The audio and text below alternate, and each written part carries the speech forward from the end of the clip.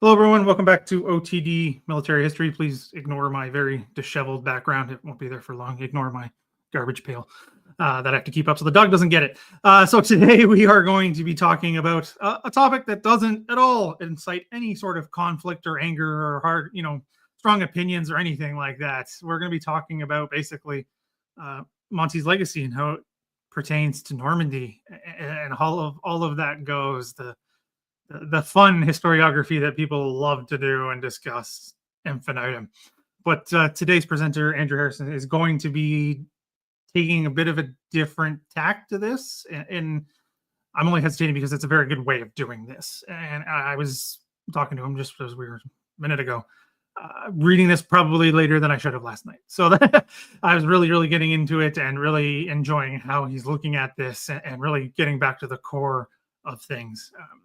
Sing the praises here for another second, but because that's how I think all this history should be done, as a lot of you know where we are in historiography and discussions of all of this. So we're just going to chat. Of course, always questions as we move along, and we'll just get into it.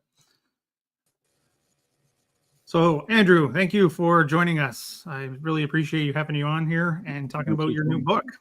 Thank you. Yeah, really, like I said, really been enjoying the first little bit. Well, I read more than just the first little bit.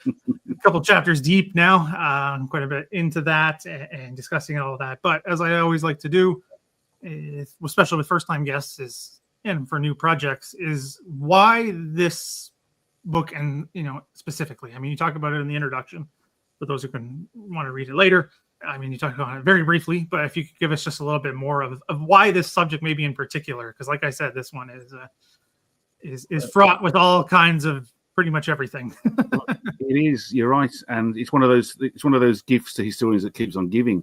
Oh, yeah. Mostly because of the man himself, Monty. And I must first and foremost say I'm not blind to Monty's failings. He had many failings, and he was a great one for producing the bullets that people later fired at him. But there's got to be. I was thinking the reason why he's so animal farm. 4 legs good, 2 legs bad, or Marmite in this country. You either like him or you hate him. Yep. Sort of thing. I was wondering why on earth there was this continual, almost self-perpetuating, self-generating controversy surrounding the man. And I came to the conclusion that almost as many things happened off the battlefield and post-war that affected the man and his legacy as happened during the Normandy campaign and the run-up to it. And there was an awful lot of confusion. That's why it's Caen, Cobra, and confusion. Caen obviously is the centre of the Normandy campaign. Everything seemed to revolve around that city.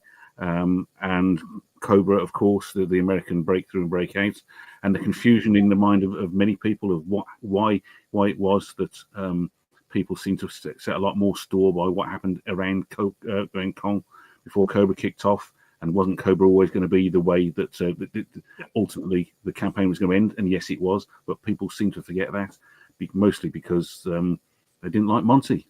So that's yeah, pretty much. I mean, I want to get into this later. I don't want to do it kind of off the hop, but talking about. I mean, I don't know. In my head, I see this. He does himself no favors. He in so many ways. He's on numerous, documentaries until his death, and the writings, and just the way he discusses things. And I mean, and that's actually, I just set up my own next setup here. Is how do I say this? You talk about that in the introduction of how he's not the easiest guy to get along with. No, he's not the best. I would say the best person out there, but. In terms of that, it is, and you've written the book. How do I say this? How did you get through all of that? Because I mean, sometimes it's pretty hard. I know that's what we're supposed to do in history and blah blah blah. But we all have biases, like you even write that in the book. We all have. It's you, but you've done this. You've written the book, right? Obviously, you admit to your own biases here. You're not a fan, but you're not gonna drag them through the mud just to do so. Like, how did you go about doing that in writing this? I think I have a certain amount of empathy for Monty. I think he's very much a product of his times, and whilst he's so careful. John Buckley put it quite well. I think he produced a book called Monty's Men, and I think in a nutshell, everyone who fought under Monty, whether or not they liked him or not, were Monty's men. That's the British, the Canadians, the Poles, the Americans. Whether or not they liked him was another matter. But I think he was so.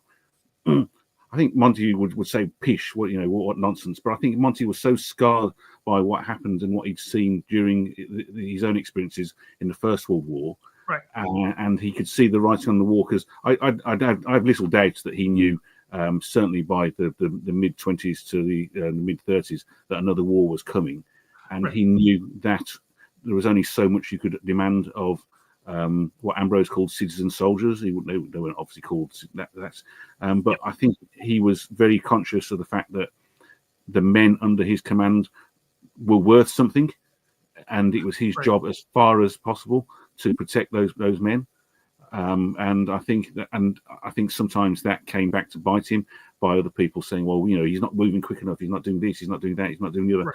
And sometimes he didn't, but I think without giving him a get out of jail free card, because he did do some questionable things tactically and strategically, but I think he was very much aware of the duty of care he had. That's a modern way of saying it. But I think he was very much aware of the duty of care he had to those under him, and to try and bring as many people back as he possibly could, regardless of the nationality that he fought. Yeah, I mean, I think I agree. I mean, I have my everyone. That's why I was making my tongue-in-cheek joke there of everyone has their strong opinions depending on what you're looking at and all of that. I mean, I've had some strong opinions on Monty, and I do think he made some major mistakes and all of that.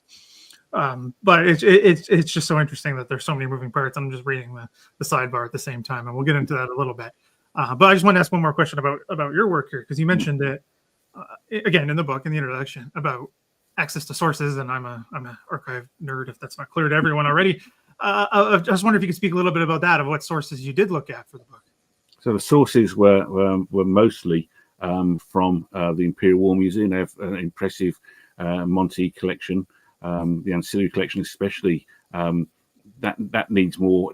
They're not massive, the ancillary collections, but people tend to skim over them. I think the word ancillary puts them off, but there's some really interesting stuff in there.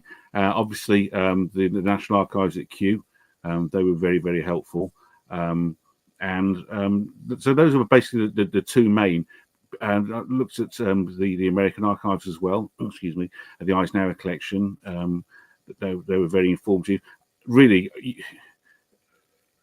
the thing that amazed me as well is that many of the things that we're probably going to touch on, and you may be alluding to here, is many of the things that people always sling mud at Monty for are disprovable in the archives. You go to the archives, you can see where he's coming from, and you can see, and sometimes it straight flat out disproves what people say.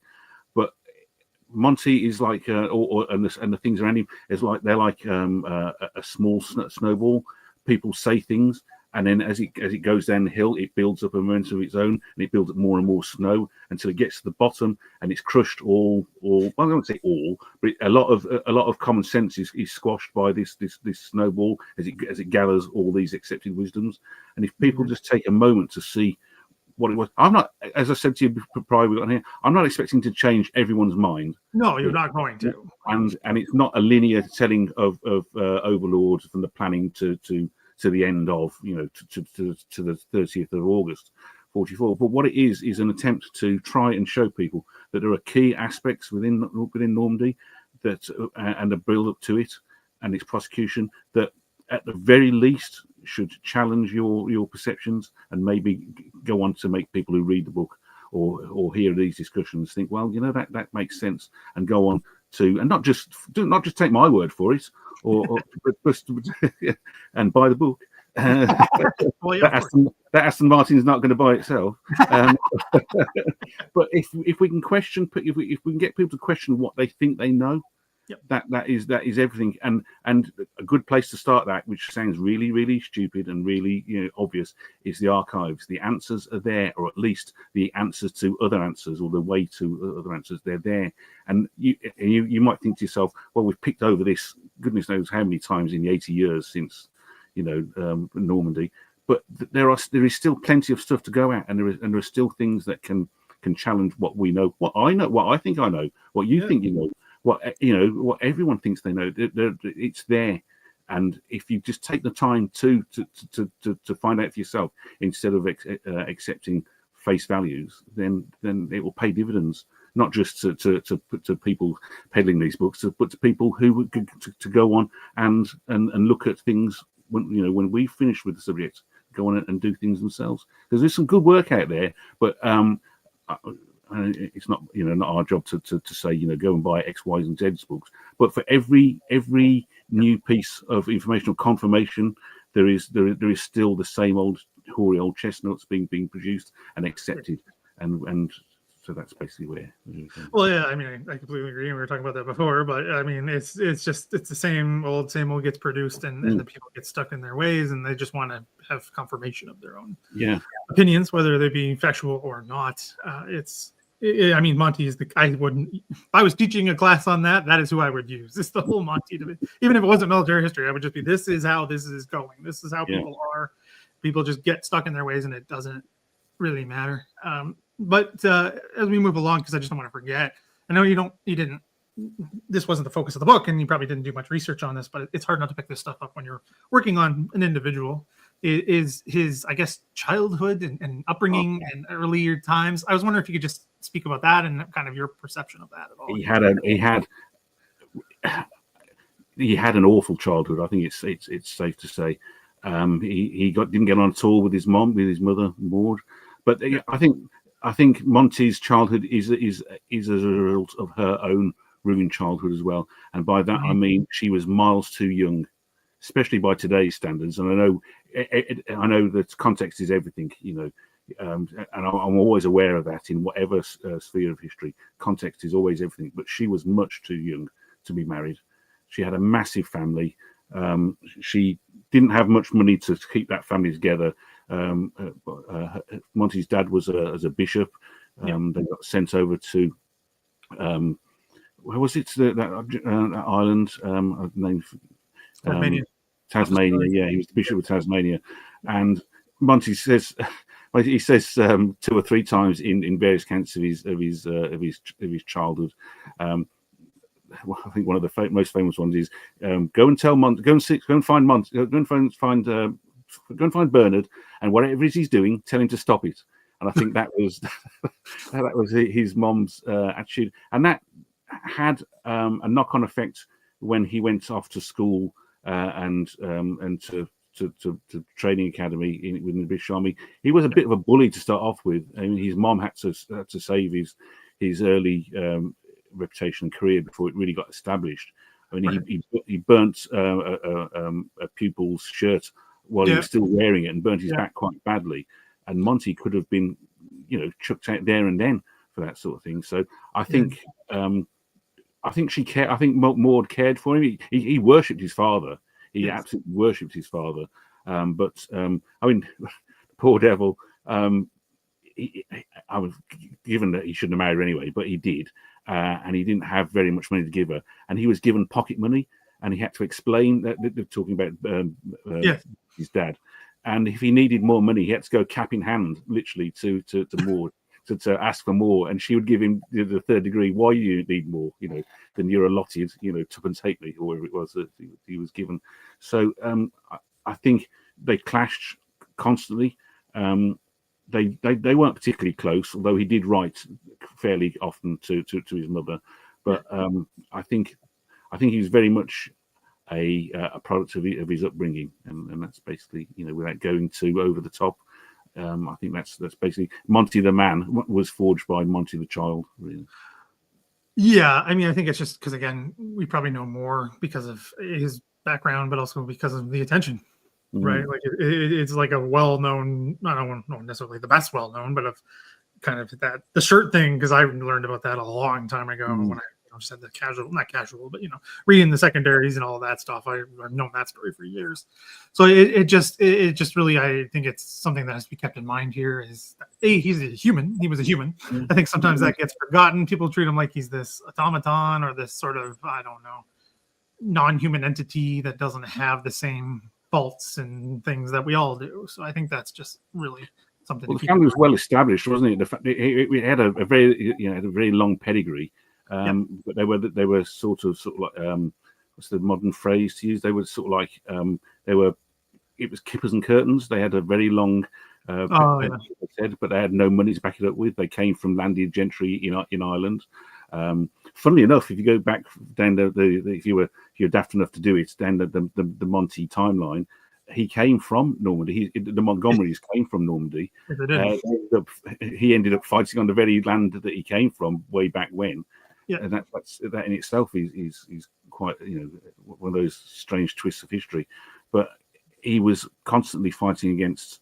I don't say Monty had a chip on his shoulder, but I think he was acutely aware that he didn't necessarily match up to the likes. He didn't have the same background, for example, of Alexander. One who's he's always been compared to, and I think that made him a little bit chippy in some respects. Okay, but that's just my take on it. Yeah, well, I was going to lead to my next question is how he becomes in command, right? How that whole thing goes down, because it's an almost straight line from getting 8th Army Command through to 21st Army Group. I think that's a big thing, part of the story. If you could, for those who don't know the details, if you could just talk about that real briefly. I think very brief. I think he was lucky to get 8th Army. If you think about it, he was nobody's first choice. Churchill wanted Gott, straight for Gott, and the only reason he didn't get him was because Gott was shot down in the airplane taking him to Alexandria, which, for those who like conspiracy theories, there's a whole host of worms to be undone from there. But so Alex was already in place.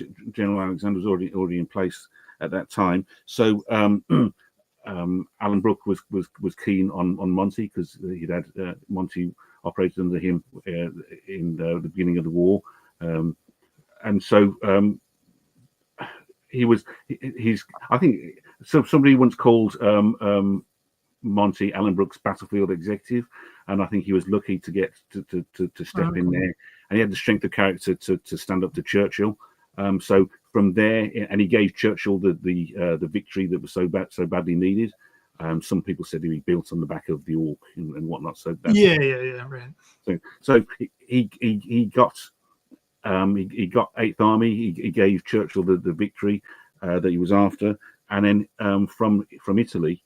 But again, Churchill wasn't keen on having Monty as in charge of the ground troops in Normandy.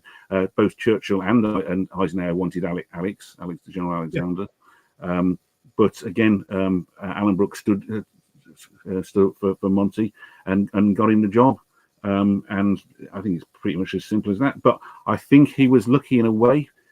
Just going through the archives and so on, it could have so easily, if Alex had been given the job, then I think Monty's he would have reached his apogee by the time he got to Italy. He didn't do it. It has to be said, he didn't do a particularly great job. He didn't do a bad job either, but he wasn't that inspiring, I don't think, in Italy.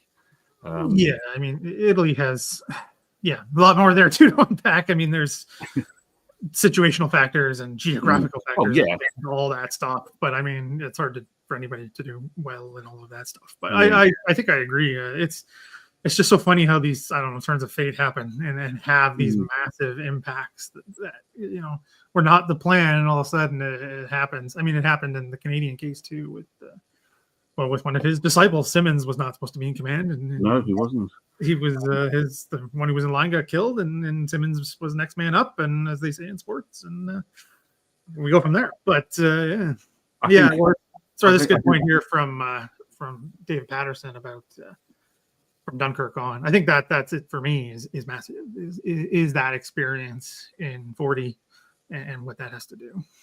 Well, I think you have to bear in mind that Monty fetched out his division pretty much intact. If not with all their gear, because lots of gear got left behind, of course.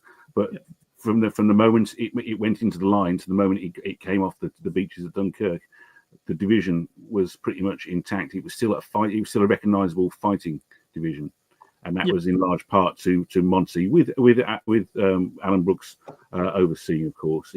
Monty, despite what he would have probably wanted everyone to think, it wasn't all down to Monty, But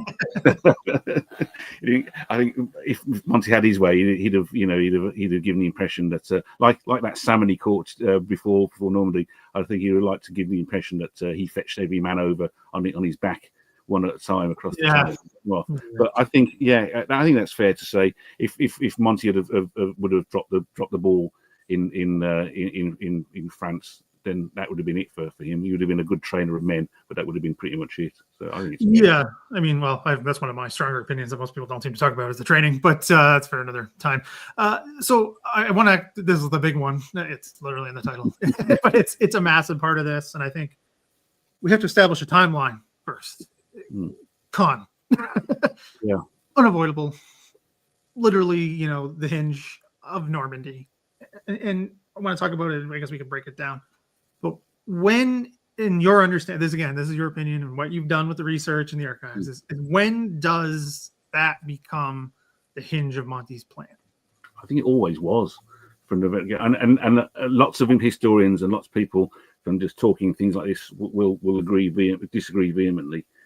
Agree vehemently, that would be a first, wouldn't it? If everyone that's never going to happen. No, it's not. Don't hold your breath on that one. I think I think it all goes back to the thunderclap presentations and the orders that the various units gave between the two, because there were two thunderclap presentations, and excuse me, and the orders that that First Corps would receive from Second British Army. So basically, from there, First Corps, it said, will capture Caen. It says, and First Corps order in turn. I'm just written this down, so word for word, because this, to me, this nails it down completely. It says, First Corps will capture Caen. That's the order from Second Army to First Corps. First Corps in turn turns to Third British Infantry Division, and says, Third British Infantry Division should, by the evening of D-Day, have captured or effectively masked Caen and be able to push out brigade locations firmly and have them well established. So I think that's it in a nutshell. Now, capture or effectively mask. Yeah. Now that's it in a nutshell, and that goes off the back of something else though. That's not just First Corps telling Third British Infantry Division. Monty famously said, when he started planning or having others plan for him, because he was very much an overseer of. Yes. He famously said, and this makes him sound very modern by today's standards, I read no paper. Yes. If someone's got something to say, if someone's got a problem, someone's got a concern, then I'm paraphrasing him, but come and see me. I'd much rather see someone face to face or on the phone, or speak directly on the phone than have something written down on a piece of paper. Now, I know that Monty may not have read much paper, but I'm fairly certain, and in fact I know that his chief of staff, Freddie de Guingand, read the paper for him. Now, there's nothing going to convince me that de Guingand wasn't aware of the orders from First Corps to Third British Infantry Division. And having said that, and having seen that rather, I am more than certain that he told Monty accordingly. Right. So I cannot believe for one split second that Monty was unaware of First Corps orders to Third British Army. And you think of Third British Infantry, sorry. Yeah. If you think about it, and even though Monty didn't choose the landing beaches per se, I mean, a lot of background work went on with General Paget, who was in charge of 21st, yes. And then with Cossack. With Morgan. Yeah, General Morgan. That was going to be the next question anyway. Was Morgan's role in Cossack? I think that, bearing in mind, Monty knew he was a great one for the overview and the details. He must have known that Sword Beach, where Third British Infantry was going to land, they'd be doing blooming well to get off the beach, let alone get 9 miles inland to Caen. Yeah. So I think it was unreasonable to expect Caen to be taken, especially not with 21st Panzer Division in the way. right there. So, and you've got to bear in mind as well, not only was it the smallest landing beach, but it's also the first one to be closed as well, further on down the line. And it was almost constantly under German fire for the first few weeks. So I think we might be going on to this further on. I'm not sure, but we're trying to preempt you. I think that Monty knew that to get ashore and to stay ashore and to push those brigade locations out, so it formed a buttress against the Germans. I think that was pretty much all he could ask. But he had to have the ability, or rather, he had to give the idea that getting ashore wasn't enough. In one of his early papers, he reiterated both in the this is where the archives come in. In the Imperial War Museum, you see his handwritten. And at Q, you see the typed up versions. But in both of them, he underlined, "We must get ashore." Yep. But that wasn't enough. He may well have remembered Passchendaele. I know he did. But also, I think he had in mind two other things. He had in mind Gallipoli, and he had in mind Anzio. Yes. The First War, Anzio from there. So he had to give the impression it wasn't enough to get ashore and sit on your laurels. You had to get ashore and push inland as far as you possibly can to blunt any German attacks. And Caen was, let's face it, it was the door between the east and the west side of the front. And once you capture that or effectively masked it, and to my mind, I think effectively masking it for the first few weeks did the Allies more of a favour than taking it. But that's neither here. I'm sure if Caen would have fell on the first day, Monty would have said, "Yeah, that's me, Team Monty." Probably. Well, I want to ask about that later, the post facto things, but that's a whole other set of circumstances. Yeah, I just want to go back about that point about it wasn't enough to just get on even the thinnest of lodgements. I mean, that I was reading it on my phone, so I couldn't highlight it. But if I had been, reading a PDF or in a book, I would have marked that sentence down because I think that one really stuck with me. Is it has this importance in terms of the failures from before, right? Even DF, as you mentioned in the book, whatever the reasons for it behind it don't matter in this context, is that it went poorly, so we have to do better than what we did previously. I think is a massive part of that as well.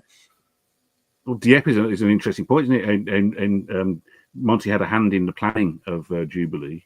And then he got taken up. When you ask him, but he got taken, sent over to North Africa. But he said and you'll know better than I this, but he was, once it became clear that Jubilee wasn't going to happen when it was supposed to happen, he was very clear that he was, this is just not going to work now. Too many people know, blah blah blah, and this is an operation whose day has come and gone. Yep. So, so that's just another thing, and that's something else that gets thrown at Monty. He was behind Jubilee. He was, and he wasn't, and he certainly wasn't pro Jubilee. No, not after. Not after Rudder had been called off. That's a massive one. But I think that's just a huge point in your early part of the book about keeping that in mind, because it kind of leads to my next sort of question, and this is more of your opinion and kind of coming from my own experience and going to the ground and seeing the ground. Does it really matter to me in a mean way, but in terms of, to me, no matter, you can have the best laid plans in the world, they still pick that part of Normandy to be the landings. Yeah. Caen is going to be the hinge no matter what you try. Exactly. The only reason I say that, and I mean, I've been there multiple times now, and the Germans obviously make their own plans, right? They get a vote, as they say. That area to the south is so flat and so open. Those are where the tanks are going to go. It doesn't really matter. You can be the best strategist in the world. I still think that's the way this is going. So whether with all this fighting over, what, when, and where, it's still going to be Caen, in my opinion. I was just wondering if you have any thoughts on that, if there was inevitability, or am I talking out my butt, whatever. I think if I understand your question correctly, Caen was always going to be the spot to fix the Germans down, because there was nowhere else to fix them down. No, there wasn't, and again, whether taken or masked, that was the best place to do it. Excuse me. And it was always Monty's intention, I think, for the breakout and breakthrough, the breakthrough and breakout, to be in the west with on the American front. That it was always his intention. There was no I know General Morgan had it in his head when you mentioned him briefly when he was in charge of Cossack that the breakout was going to be on 21st Army Group, and he would head up to Paris and then to the Seine, and from there. That was never the. But you're right. Caen was the and it matters because without Caen, everything else would have been. Don't get me wrong. If Caen had never been taken, the Allies would still have won. Yeah. There's no once they were ashore on by the evening of D-Day, there was no going back. It would have happened regardless of. It would have just taken a lot longer, maybe. Yeah. And in my mind, I honestly think it worked out better for Caen to stay in German hands for as long as it did, because it ground them down. Again, I think what you'd have had without Caen being taken would have been without reigniting the Allied tanks good, bad, German tanks great. I think you'd have had a lot more losses on the scale of Goodwood. Yeah, probably. It wouldn't have made any difference long term unless you were driving one of those tanks. Then it would have made. Yeah, well, of course, yeah. But you got to set those. You have to set those aside when you're doing the higher level. Yeah. Right. I mean, I think, but you touch on a really interesting point there, and it's something that people forget time and time again. I think, and by people, I'm looking primarily at. I'm thinking primarily of historians and journalists at the time.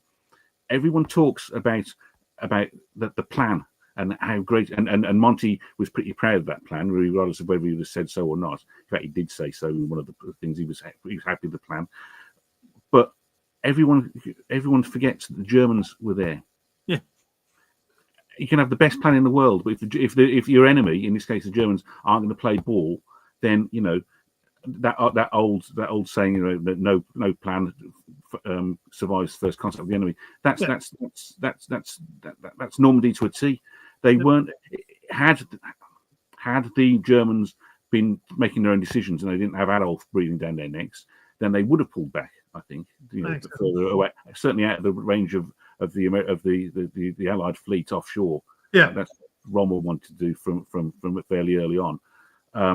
But of course, Adolf wouldn't have any of that. So everything that they did from the earliest days of Normandy was, from a German point of view, beyond. It was just made no military sense whatsoever. So every time the Germans threw stuff in, there was nothing to back it up with. No, but the fact that no one seemed to. I mean, this shouldn't have come as news to the Allies. It certainly, I don't think it came as that much news to Monty, because he'd been fighting for ages. But if you cast your mind back to Tunisia, no enemy in their right mind would have reinforced Tunisia to the point that they did, just to have them lost. But that was Hitler's mindset. Sicily too, same thing. Yeah, Sicily, Kursk on the Eastern Front.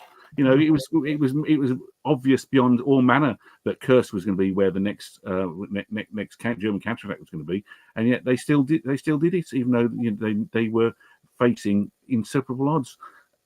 The plan was a good one, but the way that it was interpreted by some people, I think they got so bound up by, we got all these airplanes, we got all these blokes, we got all these ships offshore. How can we fail?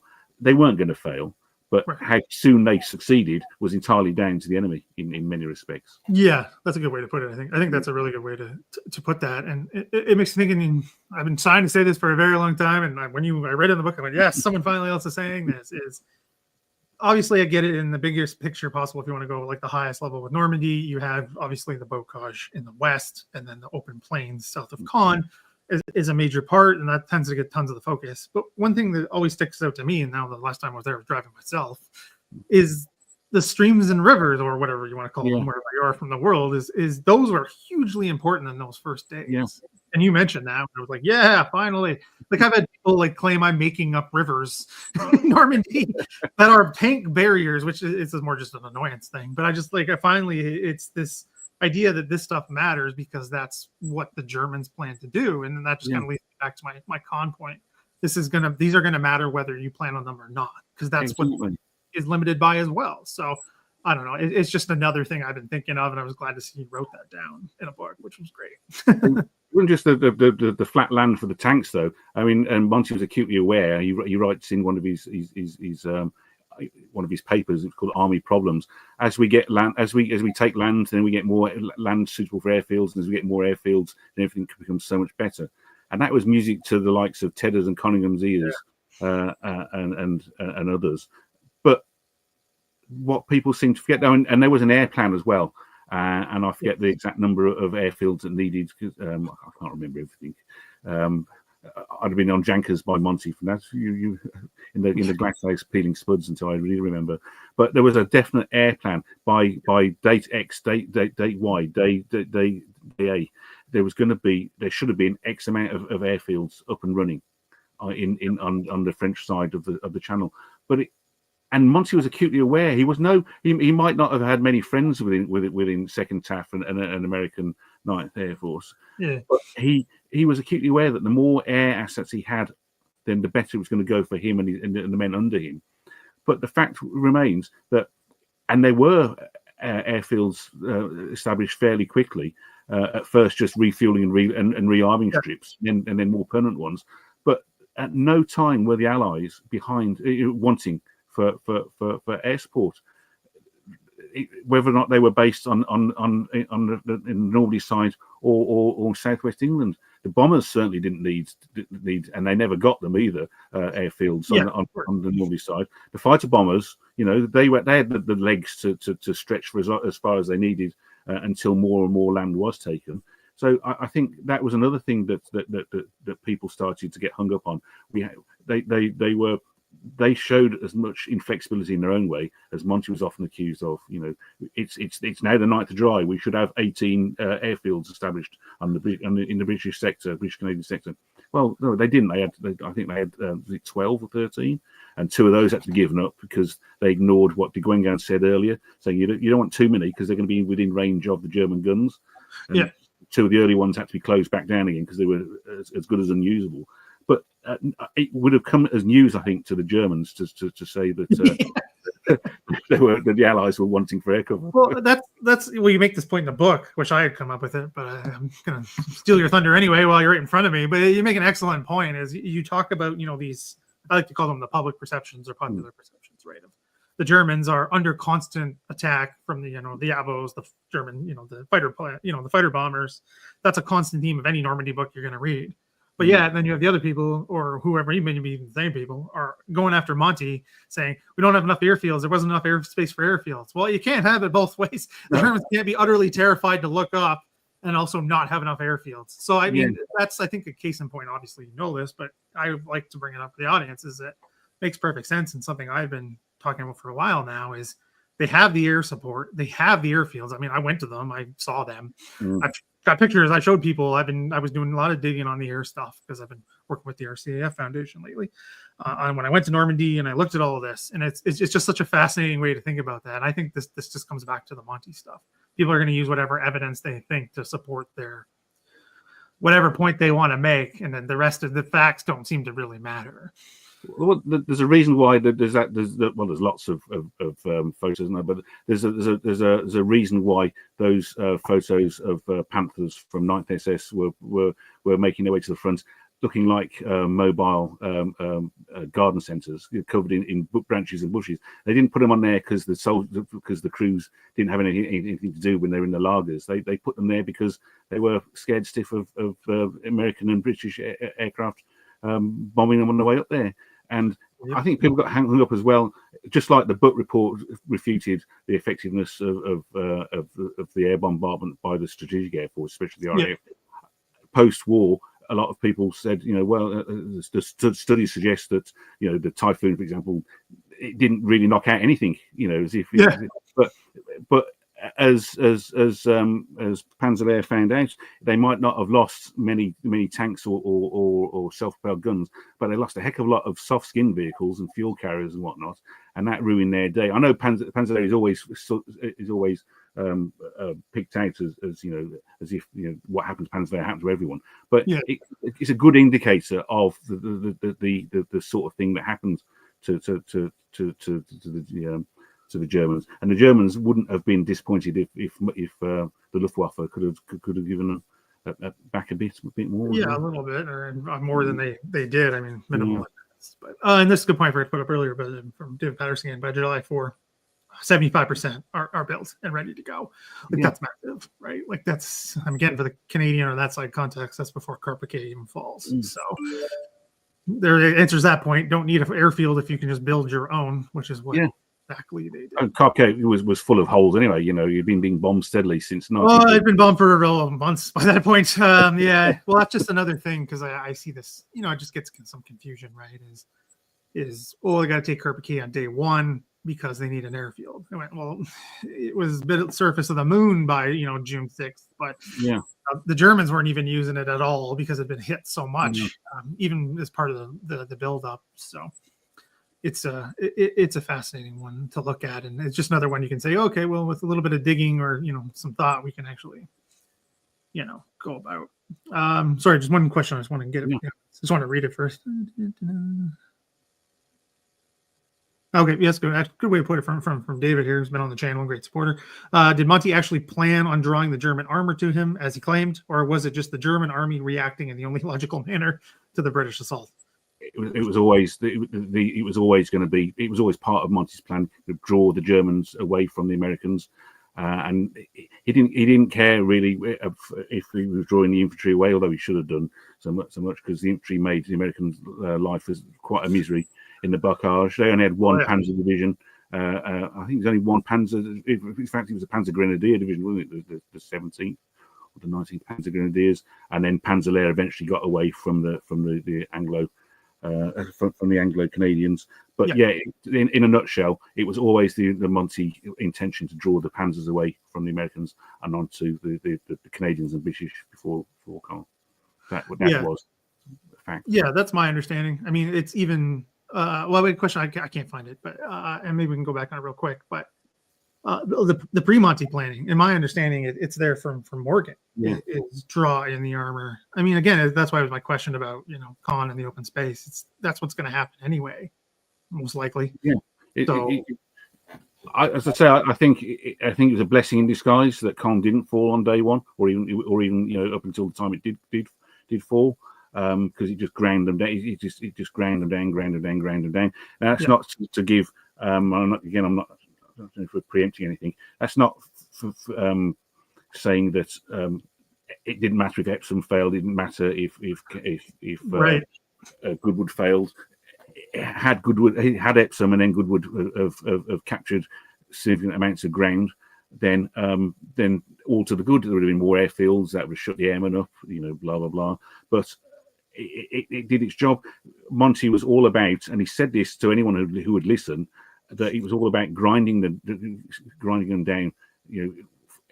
In fact, he sent a letter to General Simpson in the War Office, like 15th of June, saying as long as Rommel uses up his strategic reserves, blocking up the holes that we knock in his front line, then that's all to the good. Because he can't, Panzers can't be in two places at once. They can't be facing the Americans, and they can't be facing us. And I think that's what people seem to equate land taken, ground taken with success. And it wasn't. We're not talking about another Passchendaele there. Or a Verdun. Monty wasn't a modern day Falkenhayn. He wasn't saying, as long as we've got 10 tanks left to the Germans, one tank at the end of a set period, then that's a success. But he's quite right.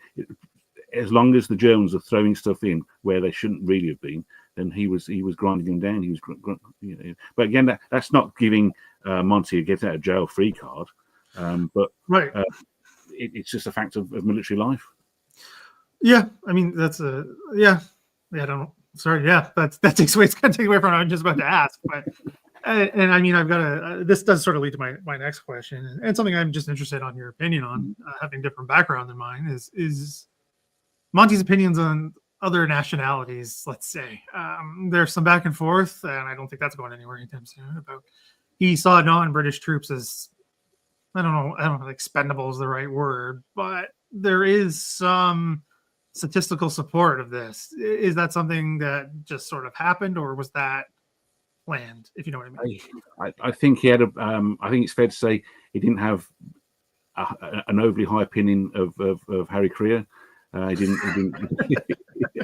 I think he thought he was lumbered with poor old Harry. But Harry, I don't know.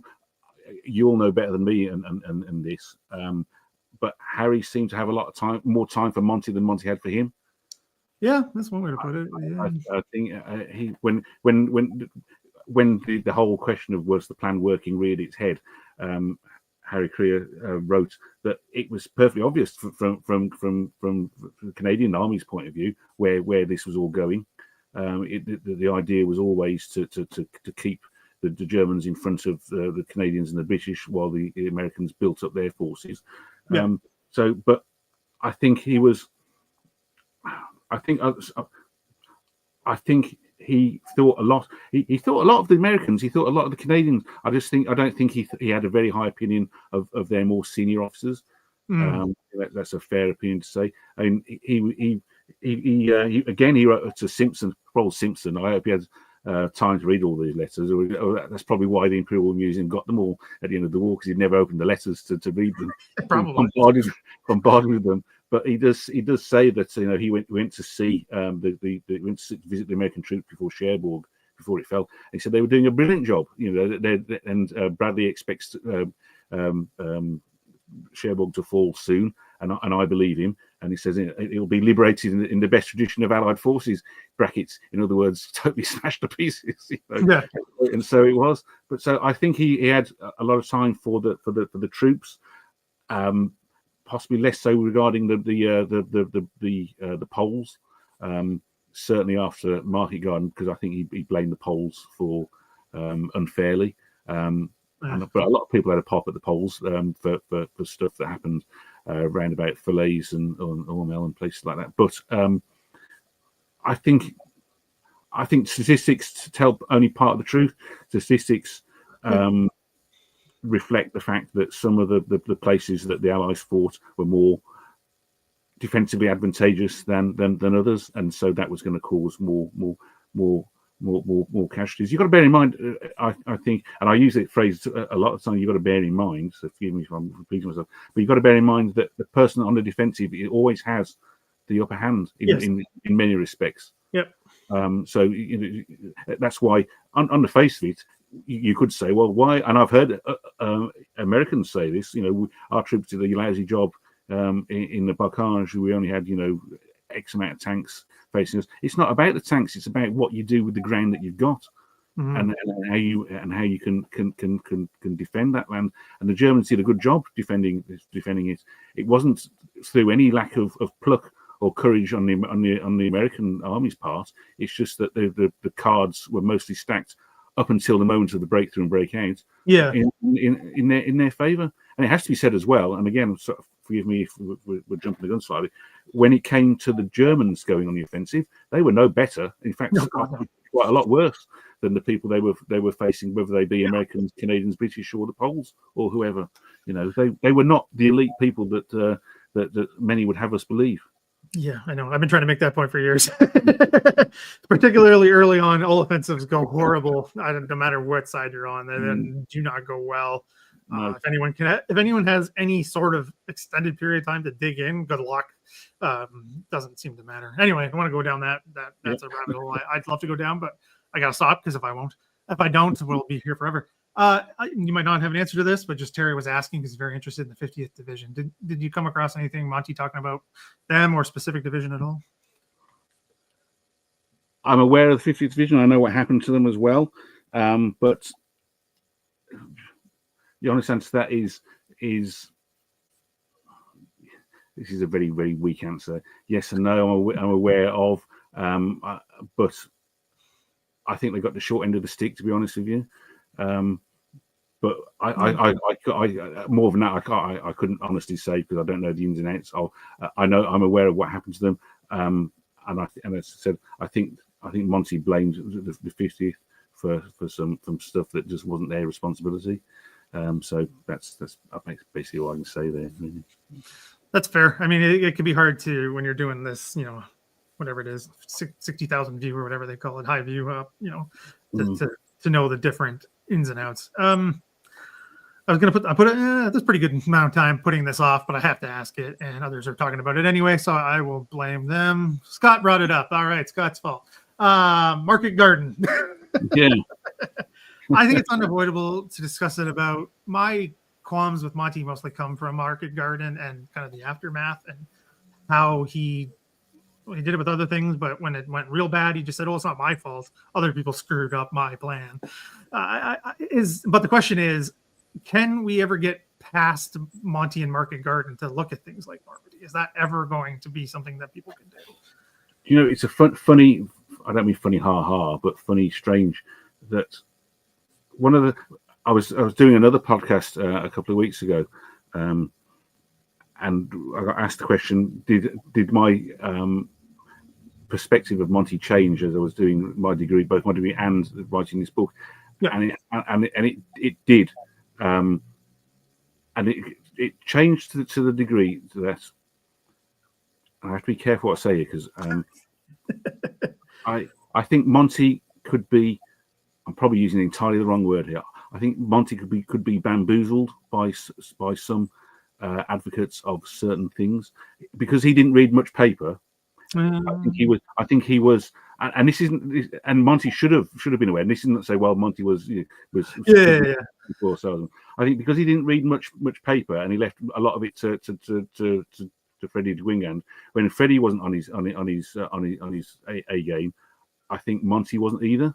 He relied much too much on his staff. So having fought tooth and nail for things, sometimes he took his eye off the ball too much. Now, I think personally that Market Garden was. I'm going to use this. I think to justify it, I think it was the crappiest plan I've ever seen in my whole life. It was a shockingly bad plan.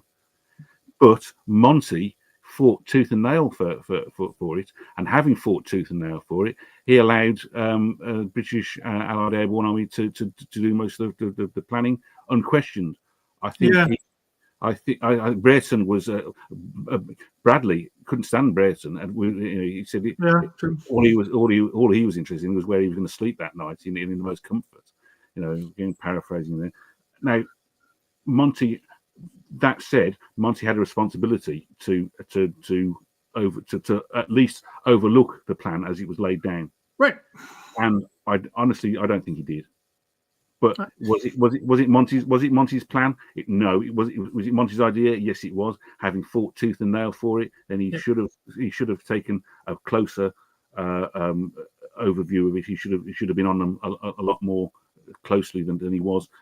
It was a terrible plan. It was one of those things where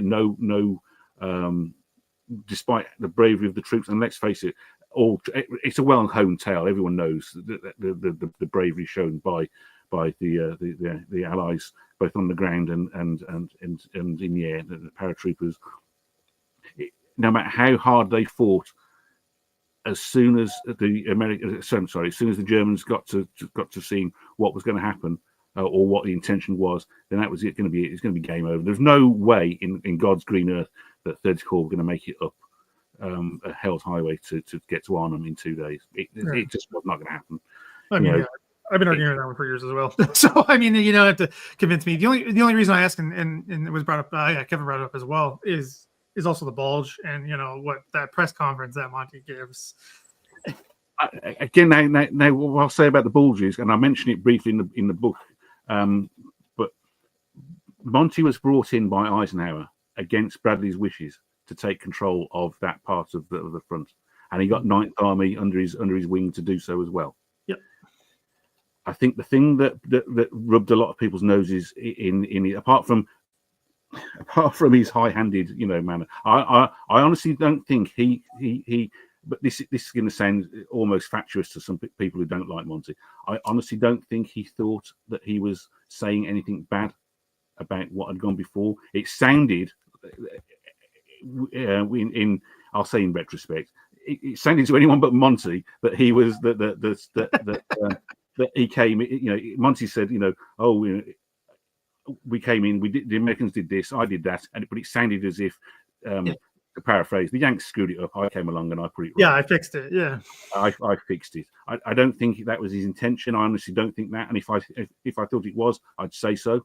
But I think what stuck in many American soldiers and officers' craw was the giving up of Sandy. they'd fought tooth and nail for it, and Monty pulled the troops out.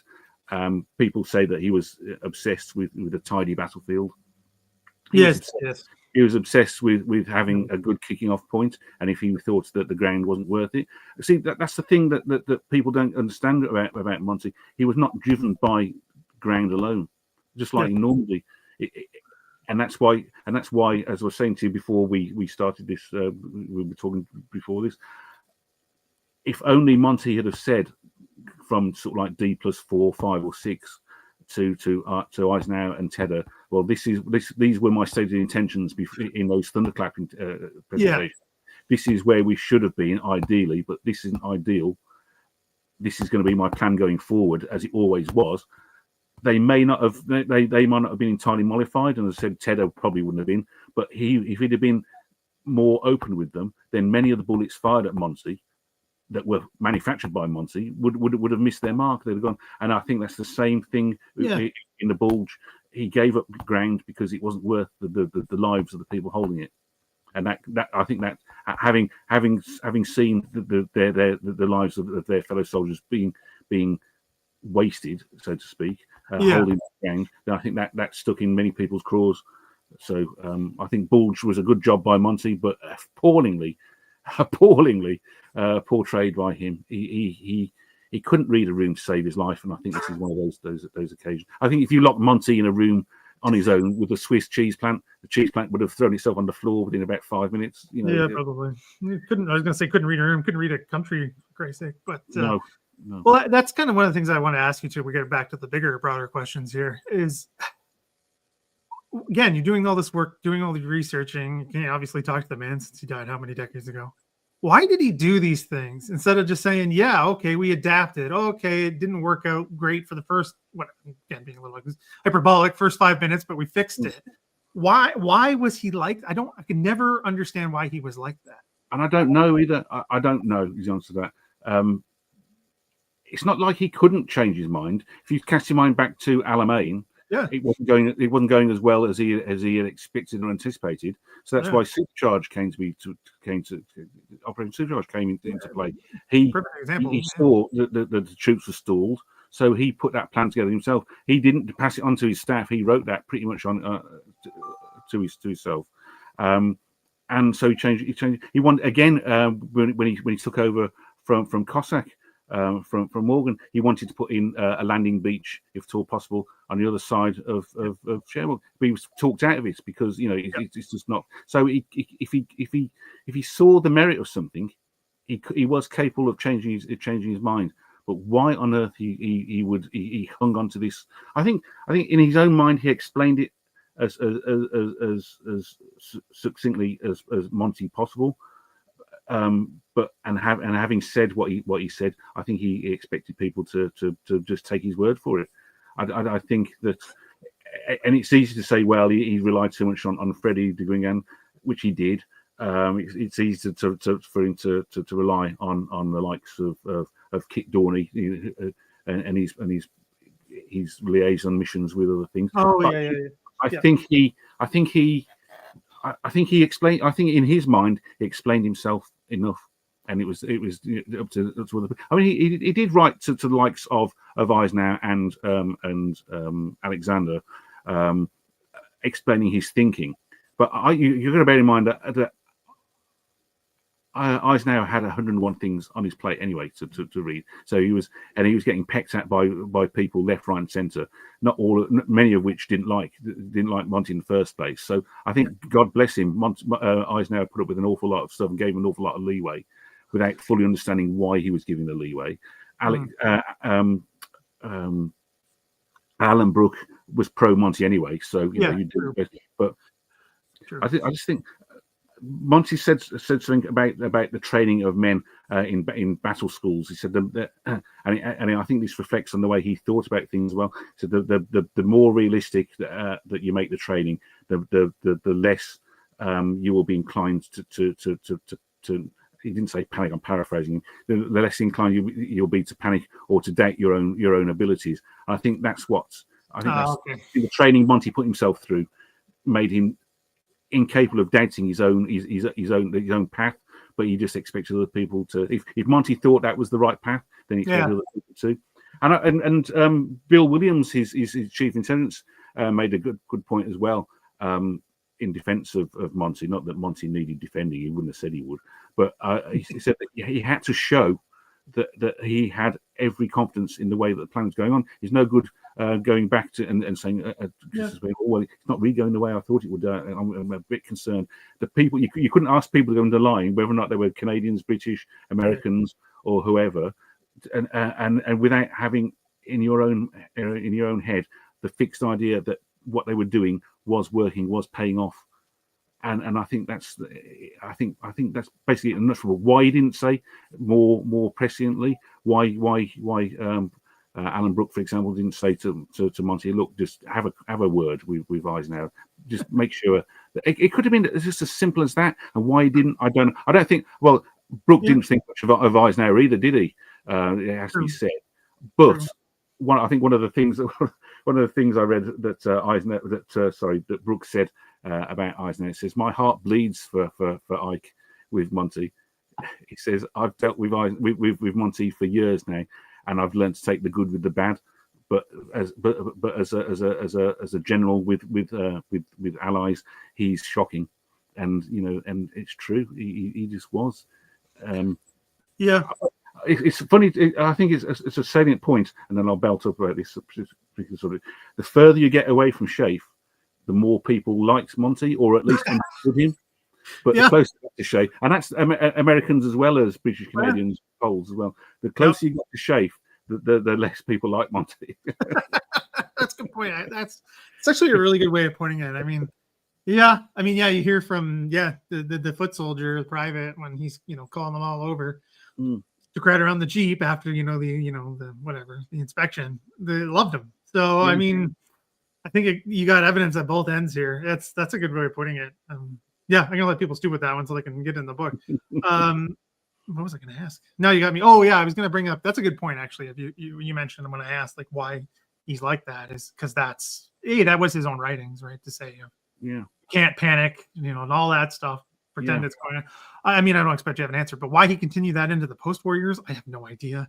I mean, he's doing this until his death, and I just don't get it. He could have been like, whoops, it worked out. I guess maybe it's an ego thing or confidence thing. I don't. Probably only. God, what the hell was it? Basil Littlehart. Yeah, he wrote that Normandy was an operation that went according to plan, but not according to timetable. Yeah, and he's right and he's wrong. I mean, I in Monty's head, I definitely think it went to plan and to timetable. Well, they got to the same 12 days ahead of schedule. So I think it's the way that Monty was programmed from an early age. He had to show, come hell or high water, confidence in himself, and having shown that confidence, I think that he'd put so many noses out of joint between let's take Normandy, between Normandy and the end of the war, that people just weren't willing to give him any leeway. And he wasn't the sort of person to say, look, I did put no noses out of joint. I wish I'd have said this, that, and the other. Yeah. And he would have drawn a lot of the bile that was aimed at him, a lot of the poison, but it just wasn't in him to say that.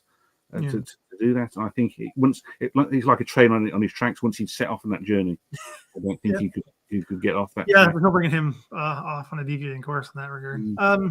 Okay. Well, the big question, you briefly touched on it, but I want to go back to it. Is if you can go into a little bit more detail of how your opinion of Monty changed over the course of this work. I think Monty was. How can I say this?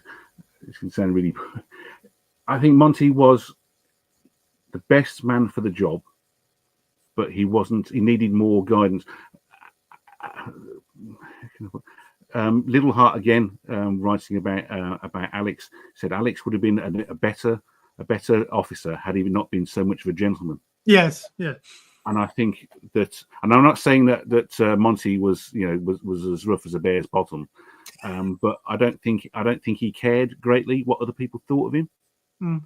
I think he would, and then don't get me wrong. If everyone said Monty, he's the best thing since sliced bread, and everywhere he goes, the streets are paved with gold. I think he'd have taken that. He'd have taken that. But if people didn't like him, then he was okay with that as well. He might not have been personally okay with it, but I think he was very. If you don't understand my plan, then it's up to it. Then it's not my job to make you understand it. After this, he got to the same 12 days ahead of schedule. It was likewise with the phase lines. When he was going through the phase lines before Normandy, he basically told Kit Dorney to put them wherever you feel like it. They're just there for show, so to speak. But the likes of Bradley, and when I say the likes of Bradley, I'm not. I hope anyone who reads this book, and I think I write it often enough. I'm not bad-mouthing Bradley. I'm not even bad-mouthing Patton. Right? Like that, they were all fighting the same fight. They had different ways of doing it. And that's just different styles. They weren't clones of themselves, but they all had the way of doing these things. But it was just Monty's way. It was just Monty's way. Bradley knew. I think Bradley knew in his heart of hearts that what Monty said was true. He went in his own in his own memoirs, A Soldier's Story, published after the war. He described the Canadian and the British role as being sacrificial, and he knew that. Yes. He knew that the hard part. Prior to the breakout was going to, not that the breakout was easy, but he knew that the hard part was attracting the core German armor and the best of reinforcements to the Canadian and British part. So he understood that, and in oh Christ, what was his name? Dennis Walker's book about Normandy.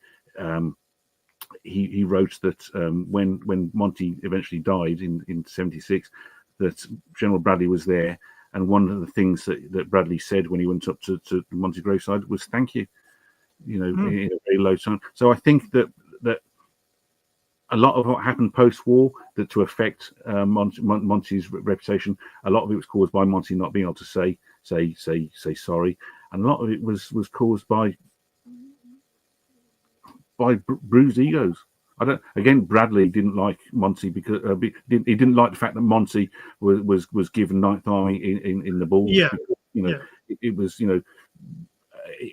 a lot of stuff that happened and has affected Monty's legacy didn't happen on the battlefield, but off it and later on post-war. And I just think, dare I say, it has many parallels with what's going on in the world today. 5, 10, 15, 20 years from now, the historian's going to look back and say, well, God, what the heck happened here? And it's the same thing there. I think that's basically all I can say. No matter really, a lot of what happened to Monty's reputation happened due to Monty's appalling, in many respects, personality, but also by other people who had axes to grind. Yeah, I mean, well, I guess I'll just ask it more bluntly. Were you pro Monty, anti Monty before all this, or I know you take the middle of the road, and as a historian, I get it because that's what the source is and that's what everything says. If you weren't, I'm just interested to see how these things always develop. I'm pro Monty, but not blind to his failings. And that's basically it. I think he was the best of the Allied generals for the job.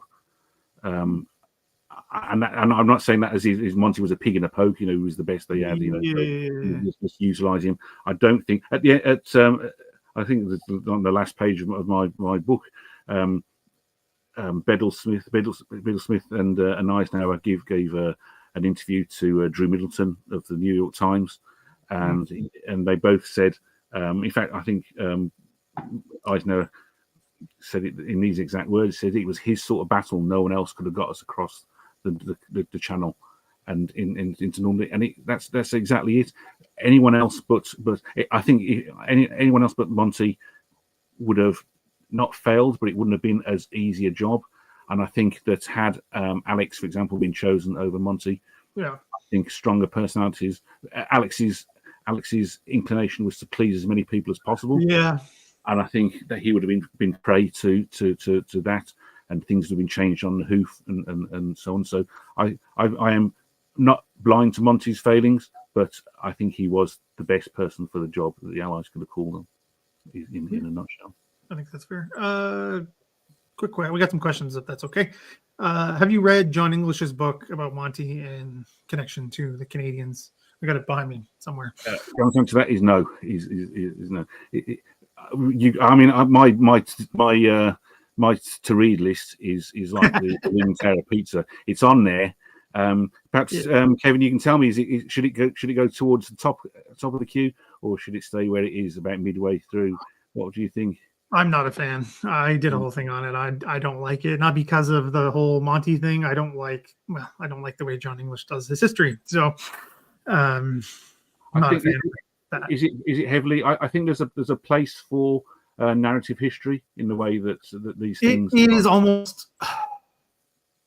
It's almost just sing the praises, and try to do the same book he did before with a different title. Well, there are several. My wife said, "Don't name names," so I can't. But, that would be a smart thing to do. Yeah. But he wrote several books, including one about a famous parachute company who basically did that. He's not alive anymore. It's fine. It's just, I think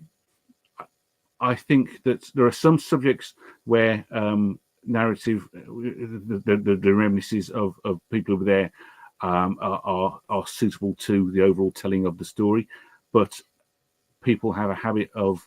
I'll give you a good example of this.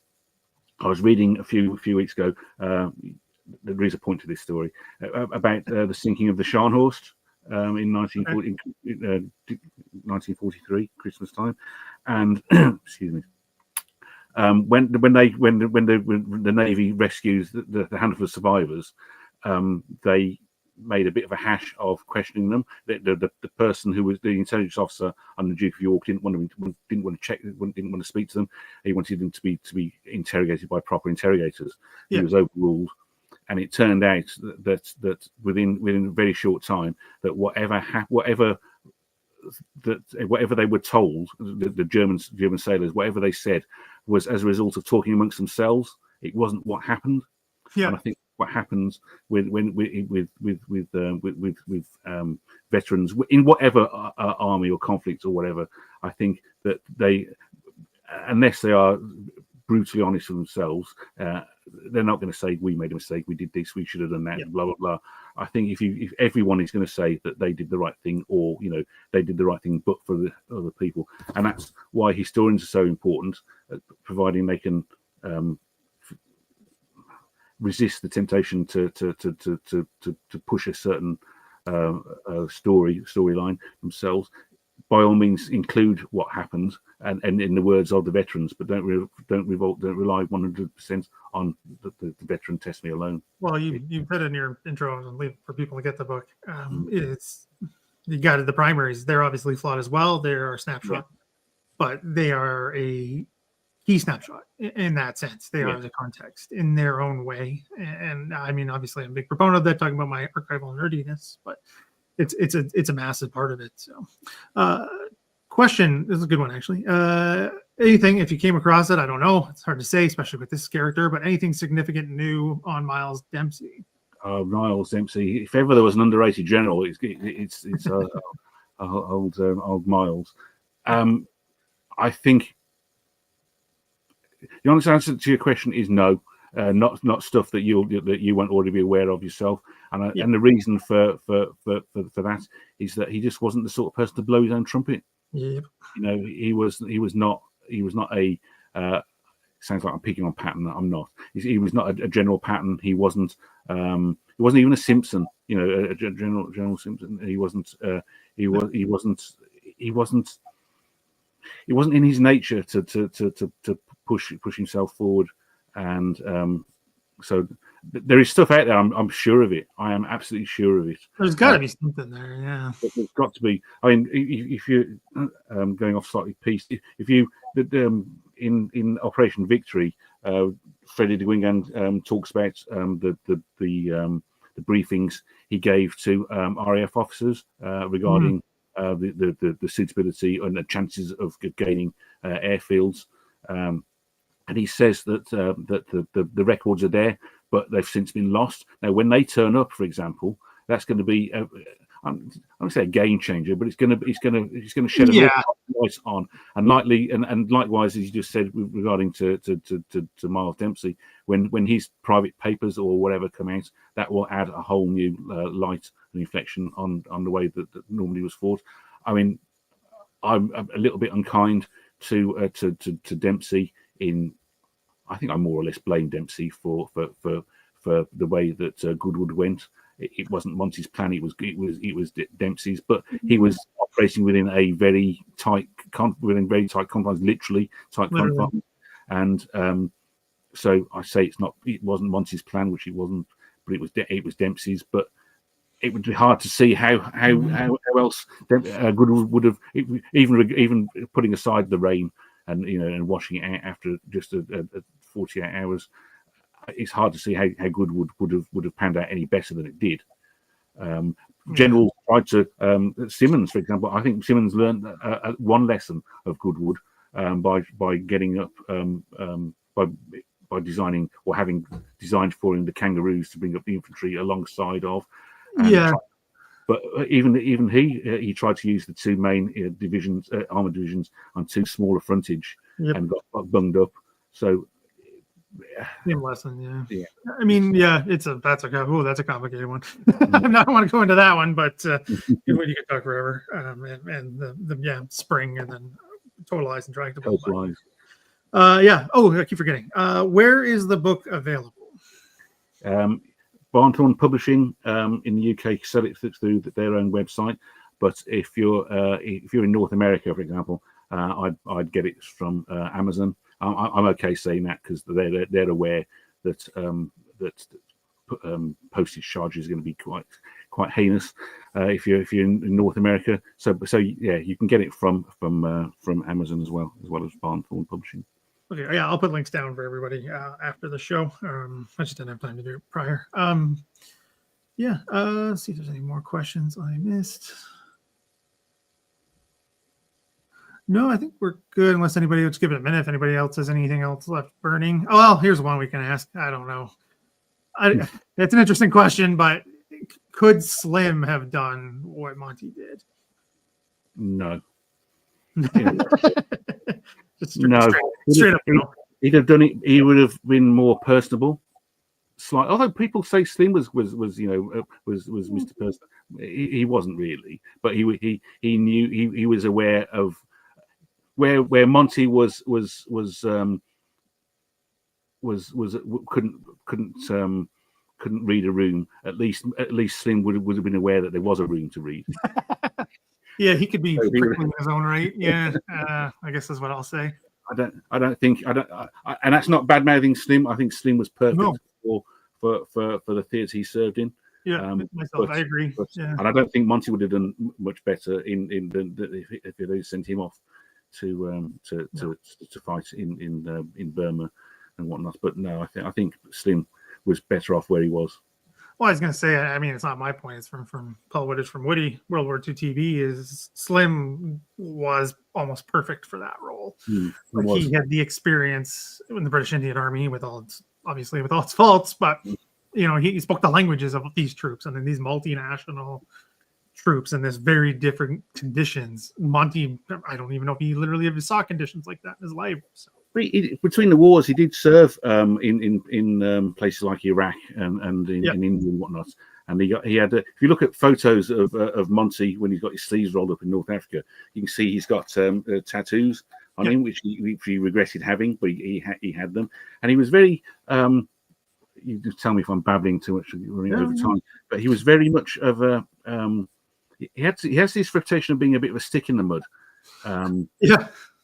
But there's a tale I don't think I've included in the book, but it should be in there. If only to show what sort of how pragmatic he could be.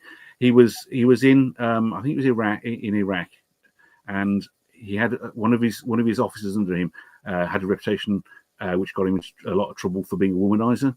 So Monty basically told him, you got to stop this, otherwise it'll get you into real trouble. So next time you want a woman, you must tell me.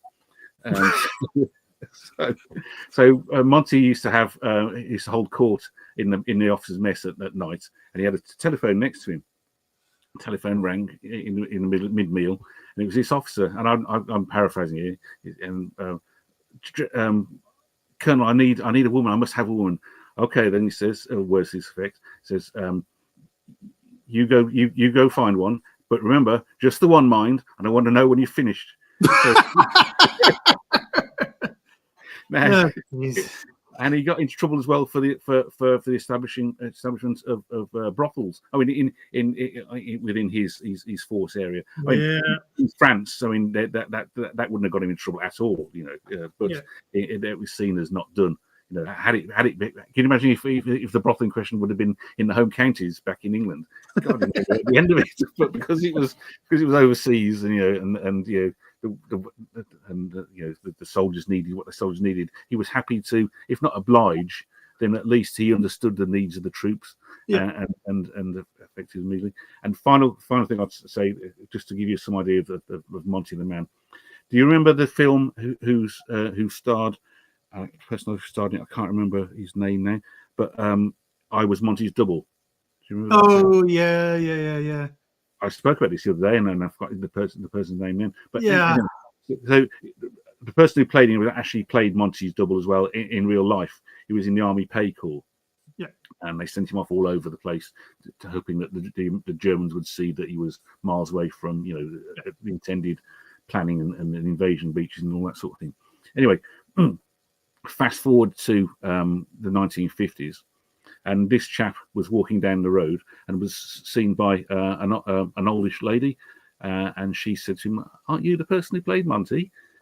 Words to that effect again. "Yes, I am." Says, "I'll tell you a story about General Montgomery."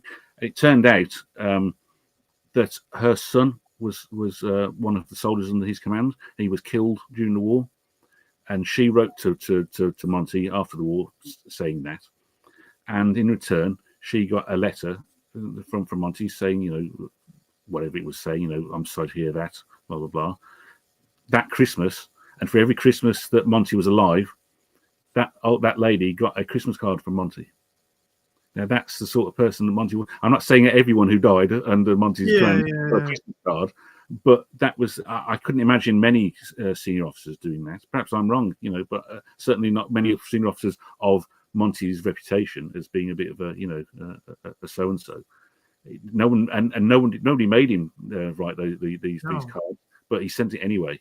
So I think, for all the bile that's poured on him, rightly so sometimes, because the stuff he said to Eisenhower, how Eisenhower kept a civil tongue in his mouth, I do not know. Yeah, I mean, it's not about my opinions, but I mean, it's not necessarily a back and forth for me because I know what he was like, and I know all humans have faults and they can have virtues, and Monty was very good at what he did. It's just he would do, I don't know, it's probably putting it so bluntly, but he just did so many dumb things, and then he was like fighting tooth and nail to get him to claw it back. I mean, he did do it in some cases. He did it with Criar with the whole DF. Fiasco of telling him we have to have this somewhat sort of important meeting that you're not really involved in, but you have to be here. And Criar said basically no. And then Monty said, "Yeah, I was in the wrong."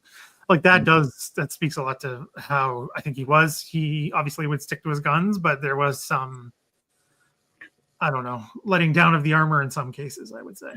I think he was shocking to the Poles after Market Garden. He didn't want them. Yeah, that's another bad one. Yeah, off to Italy to out of his way. The Poles couldn't have done any more than they did. Yeah. As I said previously, it was a shocking plan. How? I mean, I think it's got the reputation it has because the British, they love a heroic failure. It's even more. Just for the sake of argument, imagine if Monty's plan came to fruition and it worked. And the Rhine had been banked, it'd probably get like 3 pages in the back of a history. And maybe we wouldn't be talking about Market Garden anymore. No, we wouldn't, but because they got well and truly hosed, and they did it gloriously. We've not heard about it. We haven't not heard about it ever since. It's just it was, yeah. There you go. We would never. It would be Operation Varsity. People would be like, "Yeah, I've heard of that. I don't know anything about it, but I've heard of it." You know, yeah, nobody would care. Yeah. Well, I think that sums it up. And so, who said it here? Ian said, "Complicated seems to sum him up." I think that's, yeah. I think that's a fair conclusion there. He very much some of his parts, and as I say, I mean, even people that liked him. I mean, he turned on De Guingand eventually. You know, which I don't understand why. I don't understand why either. Not really. I mean, the reasons given don't really make much sense. You know, he was off in South Africa and he wanted to take an interest in a gold mine. Well, maybe he did, maybe he didn't. I don't know. But rather than just bowing out, he cut him off just like that. Yep. And that was unfair, beyond unfair. You know, a person who'd set his wagon well and truly, attach it to Monty. It wasn't fair, but there you go. That's the man for you. Yeah, it was. Anyway, yeah, he was a. It could be an arse. Let's face it. It's not. Yeah, well, we're an hour and a half in. We can say yeah, he was a bit of a dick. Yeah, and I think he knew he was a bit of a dick. Didn't really care in certain cases, but he focused on what he needed to do. I'll give him that. He knew what. Like you said earlier when we started, he once he realized what was coming, he put himself in a position to be able to do massive help. Whether it's kicking and screaming to get there, but it got there, which I think is a key point here. So and people are now talking about the 10% failure market garden. Well, let's face it, he wasn't. Eisenhower came out with something, and again, this is not bad mailing Eisenhower, so I understand that Eisenhower has his very strong following, but I think the 10% failure in Market Garden is in the similar ilk to the way Eisenhower portrayed the American intelligence failure before the bulge. He said something along the lines of, well, this is a massive opportunity for us. In other words, he put the most positive spin on it he could, and Eisenhower was right to do so. And I think Monty, he put that spin on because it was Monty. I'll be honest with you. Let's say for the sake of argument, Market Garden worked. I don't see it actually making very much difference to the way the war would have panned out. The Allies were at the end of a very, very long that's an excellent point. Supply line. I couldn't see for the life of me. Could you imagine the Americans back home in North America saying, "Okay, then, so we've fought tooth and nail. We're financing most of this war. The Allies are using most of our equipment, and now we're going to let the British bounce the Rhine and get into northern into the Ruhr and end the war." I just couldn't see it happen. And let's face it, the British were a wasting asset by this time. They didn't have the manpower. They would have had to rely on at least one American army to do so, if not two. I just can't. I mean, maybe we could have you back on. We could go all down that Market Garden rabbit hole for an hour. I don't know. There's just so much there. I mean, you could talk about that forever. But I think that's good. It's a good sidebar. Thank you, everyone. Good questions. Thanks, Andrew. I really appreciate it. I got to keep reading that book tonight. I want to keep moving. Yeah, it's good. So I will put links to the books for everyone to access afterwards, and Patreon and all that stuff. If you can support, we're very helpful. Same with YouTube channel memberships. So thanks, everybody. Thank you, Andrew. Appreciate you having you on. Sending the book, and as much as we kind of roll our eyes, it's always fun to talk about this stuff, and always good to get different insights, especially with some nerd at heart here of the sources. The con questions can be answered. We have the answers. People just sometimes don't want to hear them. So, that's true. Not much you can do there, right? No, exactly. I'd say I'm not expecting to change people's minds, lock, stock, and barrel. But just be aware that not everything that we think we know is necessarily so. So that's basically the aim of the book: get people to think for themselves. Yeah, that's all you can ever ask for, right? In a history book. So, all right. Thanks, everyone. And I've got some more stuff planned. I just got to get it all nailed down, and we'll go from there. All right. See you, everybody. Thank you, everyone. Bye-bye.